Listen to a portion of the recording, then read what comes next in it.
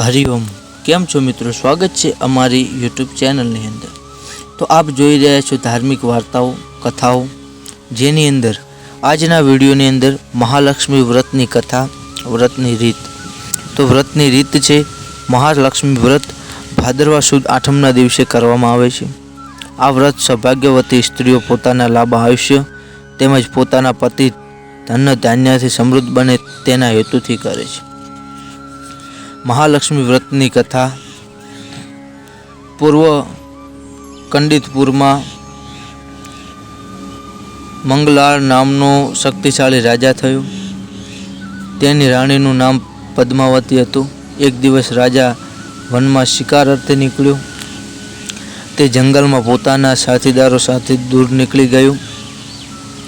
ત્યાં તેણે એક સરોવર જોયું। ત્યાં કેટલીક કન્યાઓ મહાલક્ષ્મીનું પૂજન કરતી હતી। રાજાના સાથીદારોએ ત્યાં જઈ પૂછ્યું, તમે આ શું કરી રહ્યા છો? ત્યારે કન્યાઓએ કહ્યું, અમારે મહાલક્ષ્મીનું વ્રત છે, તેથી મહાલક્ષ્મી માતાનું પૂજન કરીએ છીએ।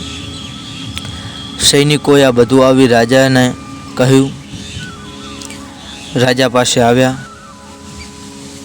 આ વ્રત કરવાનો નિશ્ચય કરી પોતાના હાથે દોરો બંધાવ્યો। પછી રાજા મહેલ પાછા પડ્યા।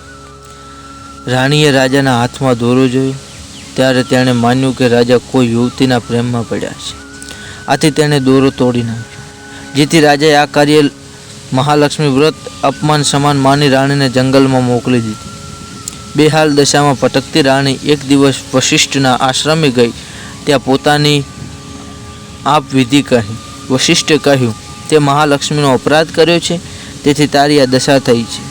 જો તું મહાલક્ષ્મીનું વ્રત કરીશ તો તારા દુઃખનો અંત આવશે। વશિષ્ઠ મુનિની આ વાત સાંભળી રાણીએ મહાલક્ષ્મીનું વ્રત કરવાનું ચાલુ કર્યું। આ વ્રતના પ્રતાપે એક દિવસ રાજા શિકાર અર્થે નીકળે છે। તે ફરતો ફરતો આશ્રમ પાસે આવી પહોંચ્યો અને પોતાની રાણી પદ્માવતીને ઓળખી ગયો।